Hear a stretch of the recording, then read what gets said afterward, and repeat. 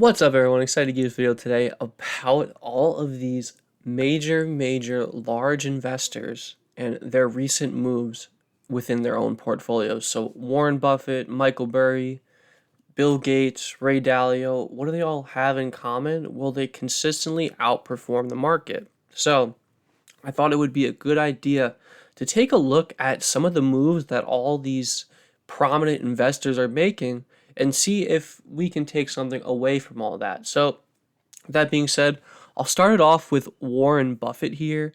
So, first off, this is not financial advice, obviously, but I'll start off with Warren Buffett.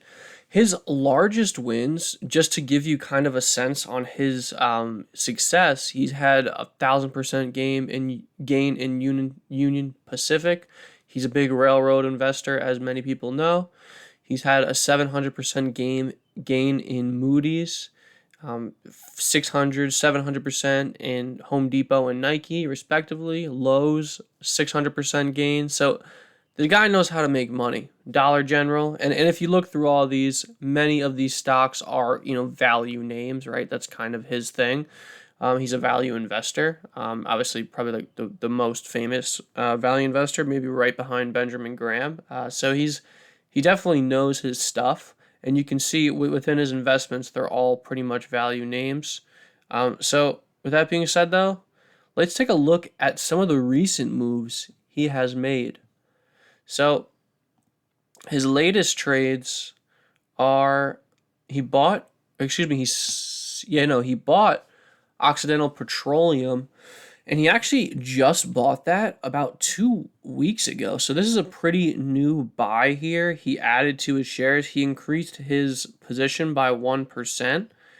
So you can see here through this chart, this is kind of when he's been buying. He bought a little bit before the 2020 oil and COVID drop, and then he bought more at the lows there at 14. And now he's continuing to buy despite prices continuing to rise. So definitely interesting there. And then he sold Chevron, which was slightly surprising to me, but he sold it for a gain, so maybe just taking profits there. And he sold Chevron in Q1 of 2023. So you can see here, he was accumulating 2021, early 2022, and then, has recently been selling down pretty heavily. And then he also increased his exposure to Apple. So you can see here, the company, Berkshire, his company has been buying Apple for quite some time, pretty heavy. He held a position before 2020, then he sold into 2020, sold during 2021, and now he's been buying pretty heavily in 2022 and 2023 for Apple. So interesting there. And then I could go through all these. There's obviously a ton, so I won't do all that. But I will link this website below if you want to take a peek yourself. And you can also see here, like in terms of new holdings, so he just bought Capital One, in Q1. So definitely, he's seeing some value within the company, and he's already up 3% on his position there. He bought RH.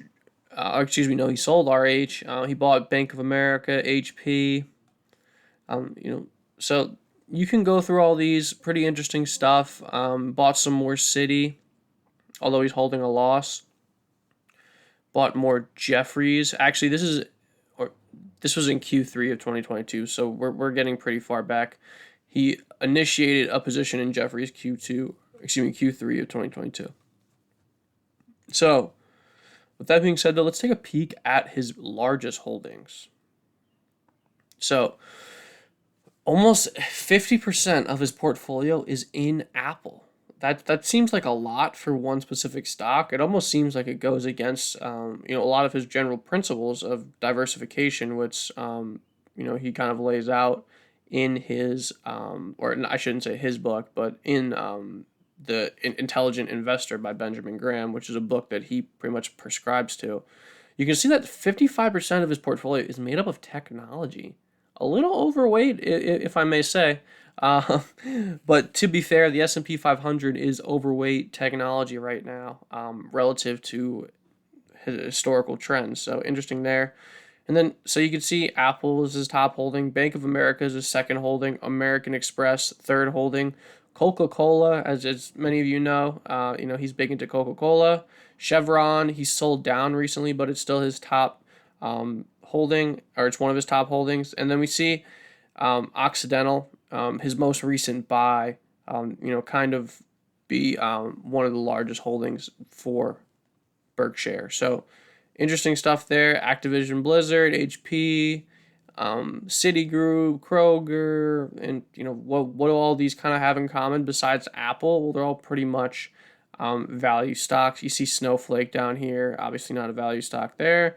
So yeah, that is a brief synopsis or a brief breakdown of Warren Buffett's portfolio. And let's take a quick peek at his biggest losses just for fun here. So he lost a lot on Dish, lost a lot on Now, PetroChina. Funny enough, I lost some money on this company, Chinese oil company. AT&T, Kraft Heinz, Western Union. So interesting there. But let's keep it moving on to Michael Burry. So his biggest wins are in Apple, GameStop, of course, which is kind of what you know, many people know him for.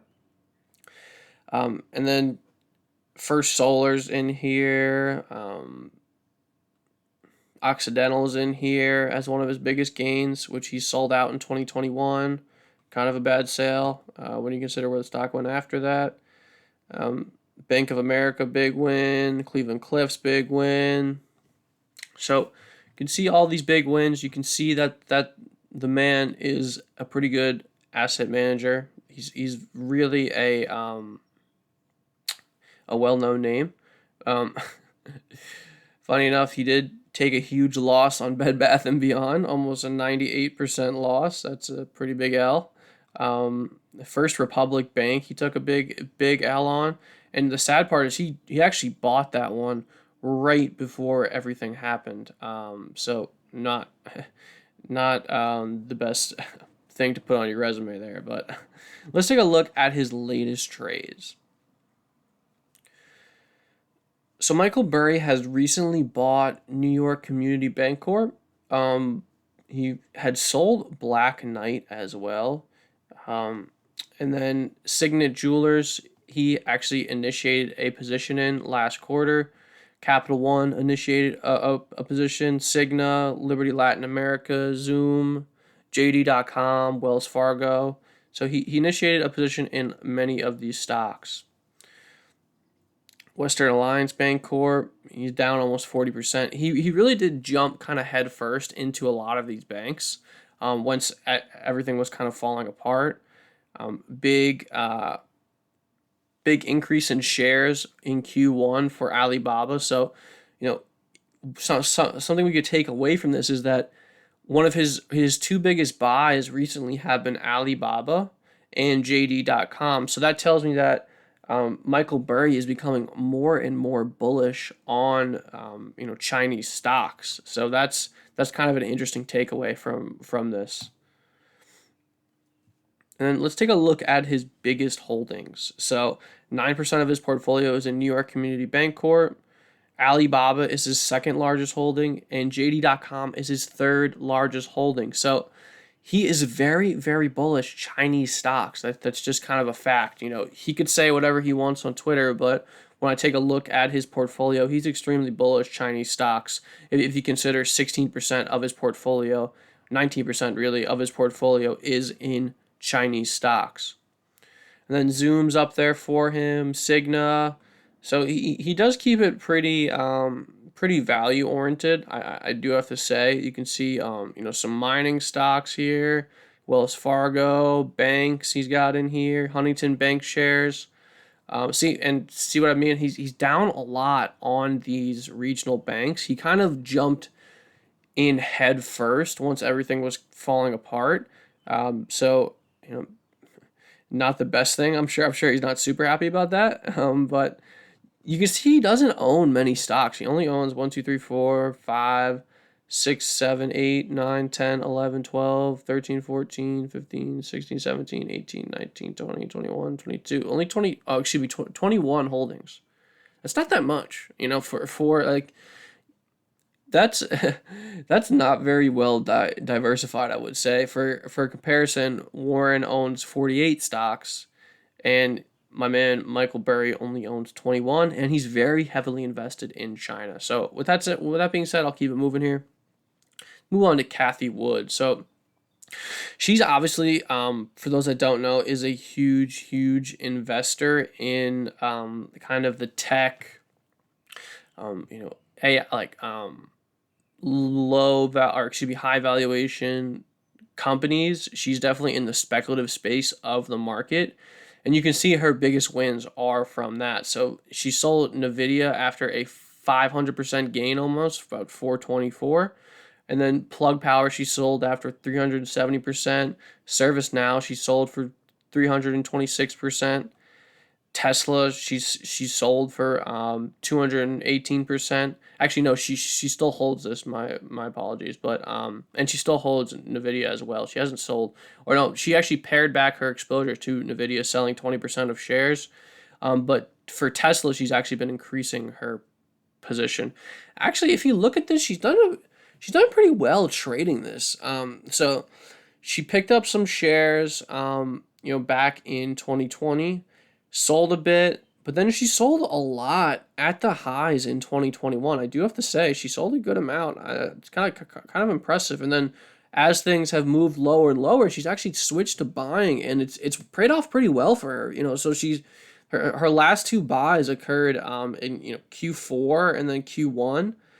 So definitely good times to be buying Tesla, and she sold at pretty good times. So I have to give her props for good trading for Tesla. She's kind of known when to trade in and out of that stock. So kudos to her. And then with that being said, though, let's take a look at her latest trades. And interesting, she's in a ton of stocks. She's in 214 stocks. Kind of crazy. She's in 36% tech, 30% healthcare. And then see the funny thing about this healthcare part is I know kind of what she's in. She's in like biotech, in gene editing companies. So it says healthcare, but it's all very very high valuation, some quite speculative. So it's almost like biotech really should be that sector, not healthcare. But her latest trade, so she sold Exact Sciences Corp in Q1. So she pared back about 30% of her portfolio. Then Tesla, she's increased, obviously we went over that. And then Coinbase, she's been a pretty big buyer in. She actually sold at the top, believe it or not, in 2021. And obviously bought as things moved lower, sold at a low, and then has been continuing to buy. So she increased her Coinbase position by 28% in Q1. And then Block, she's been increasing her position there as well. Twilio she sold 15% of her position. Unity Software she's been buying as well. I have to say she does have some pretty good sell moments. Like look, at the tops here in November of 2021 she's selling, but she's buying on the lows. She's buying here. It's not horrible in terms of just being a trader. But she still has a 60% loss on this position. And then Teladoc, she's been a big buyer here, right? And this is one of those stocks that's pulling in as a healthcare company, but it's pretty much a tech company. They basically do doctor visits on your phone, which is kind of cool. But she's down 86% on the position here, but she increased this position by 8%. So all pretty interesting stuff here. She bought Robinhood as well recently, bought Roku, Roblox, AMD. So interesting to kind of see her moves there. But let's have a little fun with this. Let's take a look at her biggest losses. Or excuse me, no, let's here. I'll do biggest holdings first. Although we've likely ran through most of them. Oh yeah, so Tesla's her biggest holding. Exact Sciences number 2. Coinbase number 3. Shopify number 4. Roku, UiPath, Block, DraftKings. I didn't know she was in DraftKings. Nice. So she's down 42% on this position though. So all pretty interesting stuff, I do have to say. Large holder of Roblox as well. PACB here, we've covered this. That's basically a gene editing company there. It's a software firm that helps out with that sort of thing. Schrodinger here, another software company in the medical space. But with that being said, let's take a quick peek for a little fun at her recent losses. Excuse me, not her recent losses, just her largest losses. I bet these will be pretty bad. Yeah, they are. So Wirecard AG, never heard of the company, but she took a complete 100% L on that. That is tough. Not the best there, Cathie. Robo Group down 100%. Evolel Biosciences, probably saying that wrong, down 100%. So a lot of these biotech companies that she's kind of jumped in, Silvergate Crypto, for those that don't know, that down 98%. Bluebird down 97%. Skills down 97%. So she does have some crazy wins on her portfolio in history, but she's got some crazy losses as well. So the only one that I see out of these crazy losses, the first one that I see as a buy is Invivate Corp. Definitely saying it wrong. She increased her position 15% in the most recent quarter. So of her positions which have kind of gotten beaten up, that's one that she's added to recently. Another one she's added to recently, Personals Inc. She increased her position by 5.1%. 2U Inc. increased her position a bit there. And Teladoc, one of her big losers that she's been dip buying as well. And she's dip bought these two companies as well. So with that being said, I'll keep it moving here. Let's take a look at Bill Gates' portfolio. So he has one of the better histories in terms of return. So we can see here, he has a 4,000% gain in Regeneron, which is insane. This is like a healthcare company for those that don't know. He's got some in biotech, in medicine. He has some crazy wins here. So he's got 2,000%, 1,900, 1,800. Tractor Supply, he's got an 1,800% win. Excuse me. So pretty interesting there. He's definitely someone who has a good amount of wins on his portfolio's history. But let's take a look at his recent trades. So he recently sold 20% of his Berkshire Hathaway position, which he was up about 181%. So could just be profit taking there. And then Weber, he sold down his position. He sold out of his position for 48% loss. And then that's pretty much his recent moves lined up. He doesn't make many moves. For example, over the last quarter, he only had 2 different moves, and he was selling in both of them. So in a way, that kind of does signal some bearishness generally for him. But let's take a peek at his biggest holdings. So number 1 here, Microsoft. Obviously, he's got a history with that company. He's up 28% on his shares. And the last time he bought shares was in Q3 of 2022.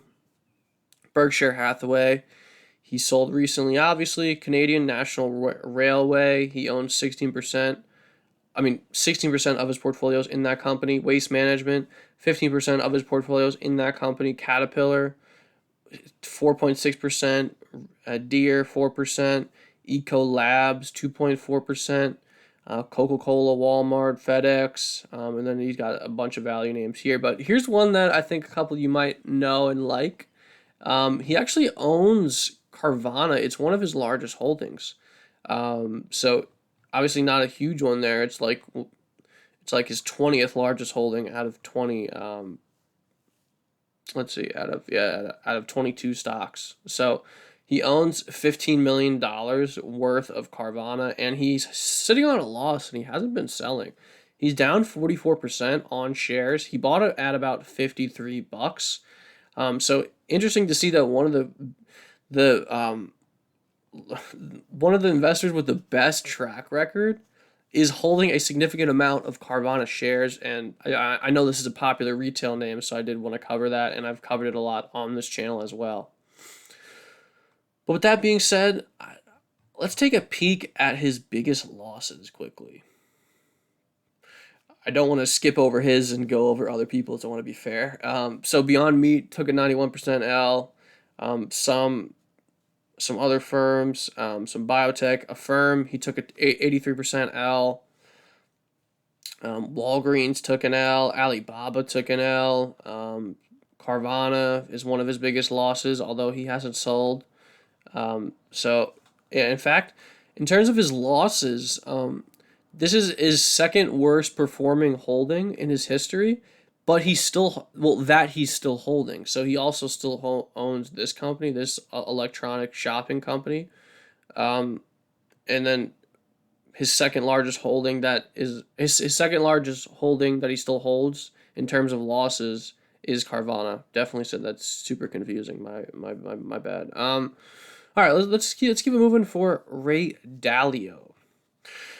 So you can see here he's got a good history. For those that don't know, he's a hedge fund manager. He's a huge investor. He is the founder of Bridgewater Associates, which is a huge firm, and his portfolio holding is for $16 billion, which, when you look at it all, ranks out pretty significant when you compare him to Warren Buffett and others.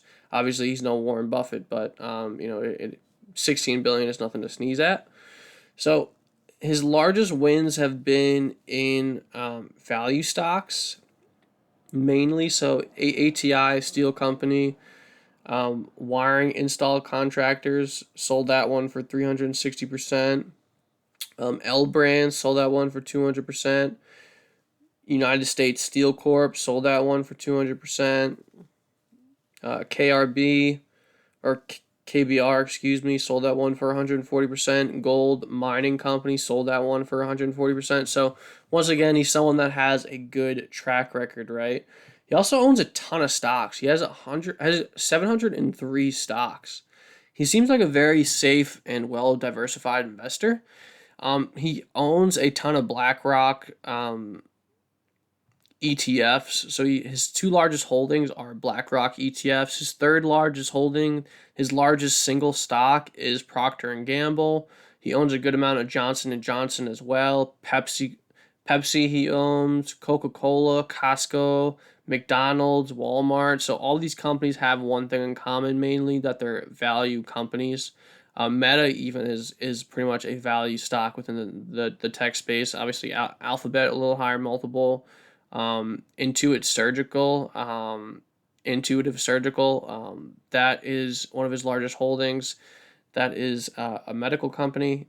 So interesting to see all of his holdings here. Definitely has a value tilt though. Let's take a look at his most recent trades. So he sold down this Vanguard ETF. He sold 38% of it, but recently he's bought Alphabet, and he recently has bought Meta, which I found pretty interesting. He sold down Berkshire, Walmart, sold down Baidu, sold down JP Morgan, sold the banking sector. He bought more Microsoft, and he also bought some more Home Depot. Actually, he initiated a position in Home Depot after selling his shares in November of 2020. So all that being said, kind of interesting to see all this play out. And then PayPal, he increased his position by 60% for PayPal. But let's keep it fair here. Let's take a look at his biggest losses. So he took a 99% L on Signature Bank. Obviously, this is the bank that went under during the whole SVB, fiasco. And then this is the second person you've seen take a major loss on Bed Bath & Beyond. Obviously, the other one was Michael Burry. So he actually took almost 100% L on Bed Bath & Beyond, which I thought was kind of interesting. And then Silvergate Crypto, he took a big L on that. They were like doing crypto banking for companies. And then First Republic took a big loss. Regis took a big loss. Vroom took a big loss.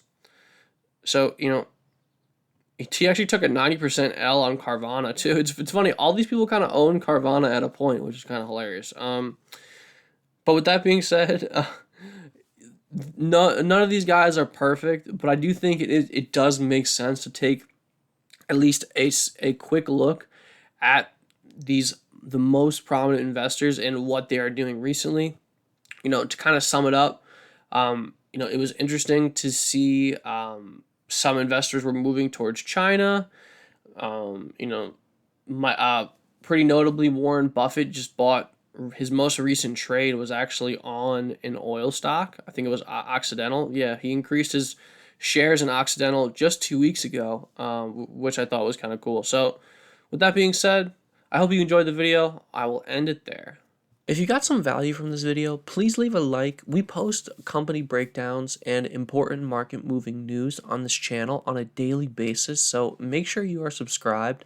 If you would like to receive my daily portfolio moves, my exits, my entries, and see how me and my team of analysts are trading the markets, join the Discord through the link in the description below to get our free 7-day trial. Also, if you would like to join our free daily newsletter, sign up to our Substack, which is linked below as well. With that being said, good luck everyone. Happy trading, happy investing.